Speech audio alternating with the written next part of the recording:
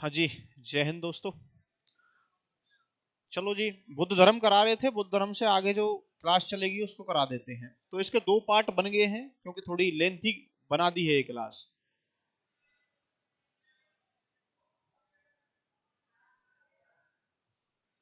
बुद्ध धर्म, बात करें महात्मा बुद्ध के बारे में, उनके जीवन के बारे में हमने बता दिया लास्ट क्लास के अंदर कि उनका जन्म कब हुआ था, मृत्यु कब हुई थी, उन्होंने बचपन का नाम, पिताजी का नाम, माताजी का नाम, ये सारी बातें हम ऑलरेडी कर चुके हैं। गृह त्याग कितने वर्ष की अवस्था में किया,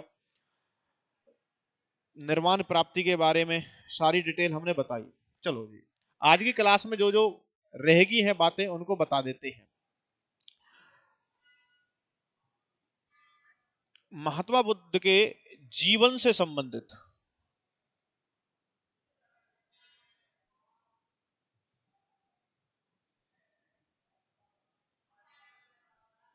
प्रतीक चिन्ह है कुछ, उनसे रिलेटेड बात कर लेते हैं आज की क्लास में, और भी जो रहेगी हैं बातें। चलो जी, यदि बात की जाए महात्मा बुद्ध का जो जन्म हुआ था उससे संबंधित प्रतीक क्या है, तो उससे संबंधित प्रतीक है कमल। यदि बात करें महात्मा बुद्ध जब गर्भ में थे, तो उनकी माता के गर्भ में थे, तो उनकी माता को हाथी दिखाई दिया था, तो गर्भ से संबंधित है जी हाथी। आगे बात करें महात्मा गांधी ने जब गृह त्याग किया था, क्या किया था भैया, गृह त्याग, तो उससे संबंधित क्या है, कंथक नाम के घोड़े पर बैठकर उन्होंने गृह त्याग किया था, तो उसका प्रतीक है जी घोड़ा। बात की जाए महात्मा गांधी नहीं, सॉरी, महात्मा बुद्ध जी, क्षमा चाहूंगा इसके लिए, थोड़ा समझिएगा।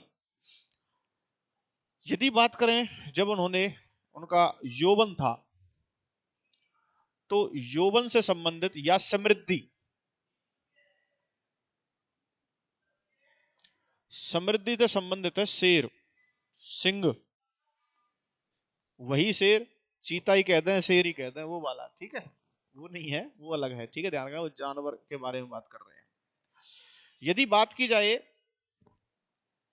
उन्होंने जो ज्ञान प्राप्ति की,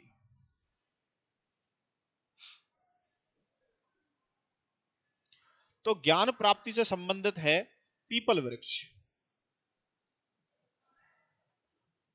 पीपल वृक्ष, पीपल का पेड़। ज्ञान प्राप्ति संबंधित इसी वृक्ष को कहते हैं, बोधि वृक्ष भी कहते हैं। ज्ञान प्राप्ति संबंधित कौन सा है, पीपल वृक्ष है, ये चिन्ह है उनकी ज्ञान प्राप्ति से। यदि मैं बात करूं मृत्यु, मृत्यु से संबंधित है शतूप। और बात की जाए निर्वाण, तो निर्वाण से संबंधित है जी पद चिन्ह।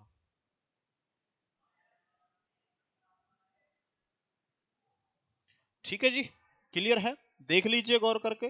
जीवन से संबंधित प्रतीक क्या है, जन्म से कमल है, गर्भ से हाथी, गृह त्याग से घोड़ा, यौवन समृद्धि से शेर, ज्ञान प्राप्ति से पीपल का पेड़, और मृत्यु से शतूप, और निर्वाण से पद चिन्ह। स्क्रीनशॉट लेना चाहो तो ले लीजिए जल्दी से, स्पीड से।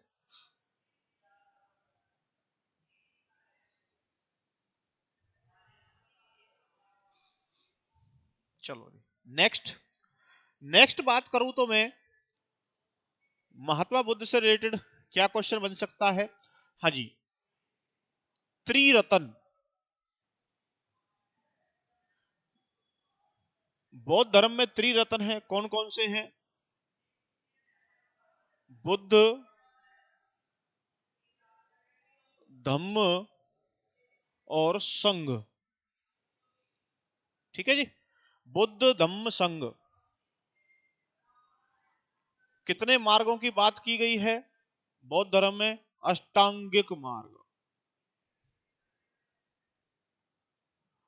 अष्टांगिक मार्ग की बात की गई है, ध्यान रखना है। यदि मैं बात करूं इसमें पिटक कितने हैं, त्रिपिटक है।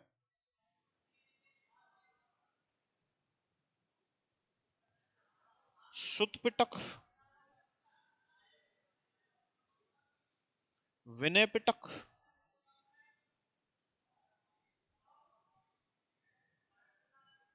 और अभिधम पिटक।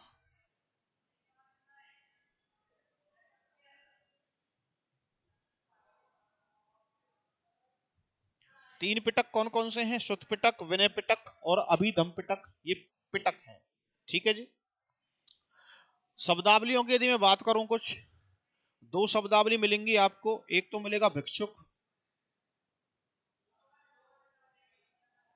और एक मिलेगा मेरे भाई उपासक। दो शब्दावली हैं। भिक्षुक किसे कहते हैं? जो अपना पूरा जीवन गृहस्थ ना रहकर सन्यासी बनके बौद्ध धर्म को अपनाए, उसको कहते हैं जी भिक्षुक। और उपासक किसे कहते हैं? गृहस्थ जीवन रहकर। ठीक है, तो अगले स्लाइड पे लिख देता हूं मैं।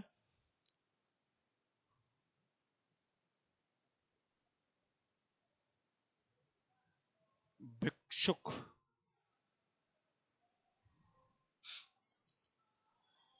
सन्यासी रहकर जीवन जीना।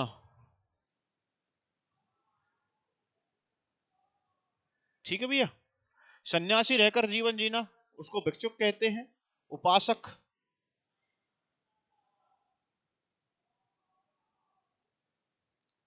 गृहस्थ रहकर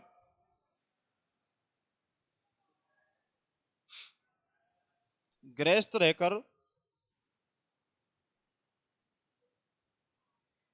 बुद्ध को मानना।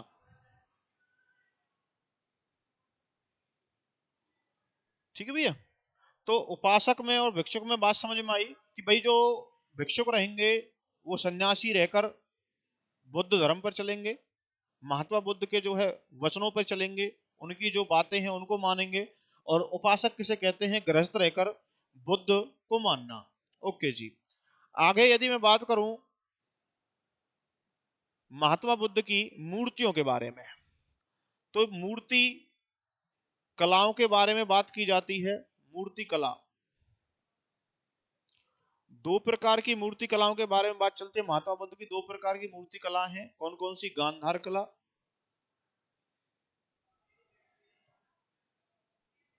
और जी मथुरा कला।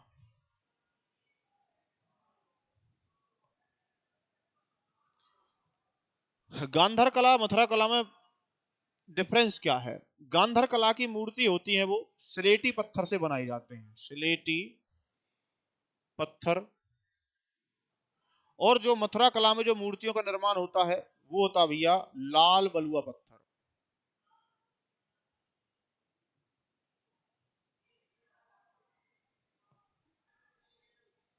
तो ध्यान रखना है, गांधार कला में स्लेटी पत्थर से और मथुरा कला में आपकी लाल बलुआ पत्थर से।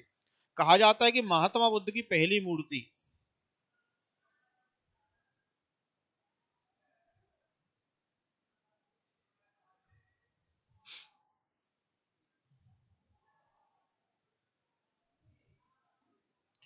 महात्मा बुद्ध की जो पहली मूर्ति मिली है वो किस कला से मिली है भैया? आपकी मथुरा कला से मिली है मेरे भाई। कौन सी कला से? मथुरा कला से मिली है, मतलब लाल बलुआ पत्थर से मिली हुई है। पर यदि मैं बात करूं सर्वाधिक, सर्वाधिक किस कला से है आपकी? गांधार कला से निर्मित है। जिनमें प्रसिद्ध कौन सी थी? बामियान बुद्ध की मूर्ति। ठीक है, ये ध्यान रखना है आपको, बामियान बुद्ध।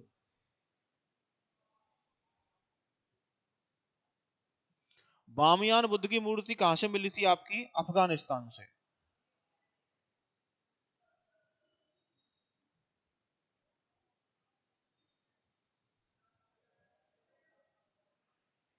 ठीक है मेरे भाई, बामियान बुद्ध की मूर्ति कहां से मिली थी? अफगानिस्तान से मिली थी। मूर्ति कला के बारे में ध्यान रखना है, क्वेश्चन कई बार आ जाता है एग्जाम से कि स्लेटी पत्थर से कौन सी कला की है और लाल बलुआ पत्थर से किसकी है। ठीक है भाई, ओके। नेक्स्ट, स्क्रीनशॉट लेना, जल्दी ले लीजिए, स्पीड से साइड हो जाता हूँ। कुछ बातें और रह गई हैं महात्मा बुद्ध से रिलेटेड, उनको और कर लेते हैं। यदि मैं बात करूं महात्मा बुद्ध की सबसे ऊंची मूर्ति,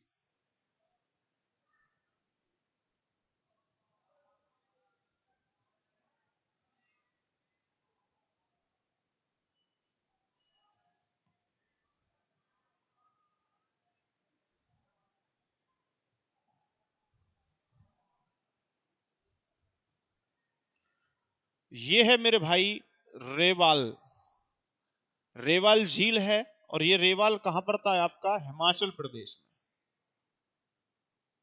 कहा जाता है कि यह मूर्ति लगभग 123 मीटर ऊंची है।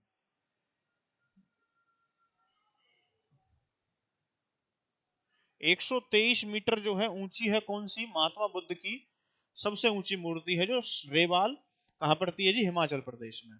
अच्छा, महात्मा बुद्ध से रिलेटेड कुछ फैक्टर और हैं, कमी रह गए हैं, क्योंकि लास्ट क्लास में ही हमने करा दिए थे सारे। महात्मा बुद्ध के बारे से रिलेटेड कुछ सरकार ने नाम रखे थे। आपके पहला परमाणु परीक्षण हुआ था, तो ध्यान रखना है, आपका जो पहला परमाणु परीक्षण,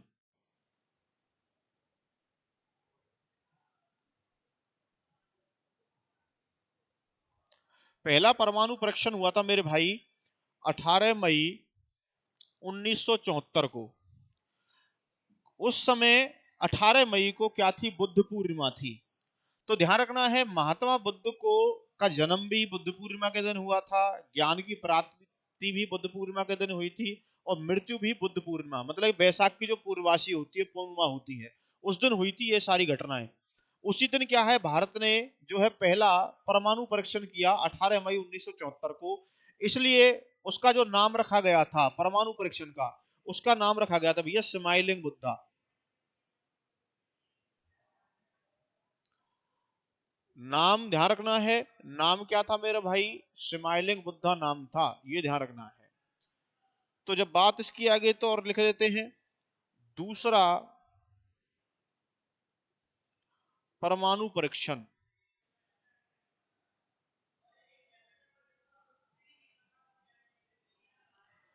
दूसरा परमाणु परीक्षण जो हुआ था वो हुआ था 1998 में, और इसका जो नाम था, उसका नाम था जी शक्ति।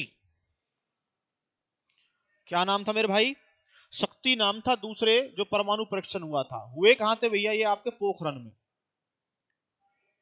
पोखरन, पोखरन नामक जगह पर हुए थे। पोखरन कहां पड़ता है आपका, राजस्थान में।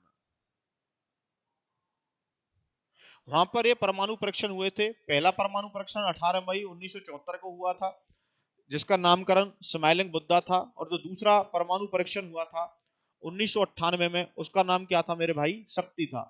कहां हुए थे ये, पोखरन में हुए थे, राजस्थान के अंदर। ठीक है जी, क्लियर है। महात्मा बुद्ध से संबंधित कुछ बातें और रह गई हैं। महात्मा बुद्ध में यदि बात की जाए तो मान्यता किसकी थी, उसमें एक ईश्वर की मान्यता थी और पुनर्जन्म की मान्यता है। पुनर्जन्म की मान्यता के बारे में यदि मैं बात करूं तो जैन धर्म में भी यही मानता है कि भाई जो जीवन है पुनर्जन्म के कारण ही मिलता है। भाई उसको जो दंड मिलेगा, प्रावधान मिलेगा, उसने जो पिछले जन्म में कुछ कर्म किया होगा उसके अनुसार मिलेगा। तो ये आपके फैक्टर थे सारे, किससे संबंधित, तो बौद्ध धर्म से रिलेटेड। ठीक है, तो भाई बौद्ध धर्म की आपकी दो पार्ट बन चुके हैं। पहले पार्ट को देखना पहले, दूसरे पार्ट को जब देखना। ओके जी, आज के लिए इतना ही। Thank you all of you.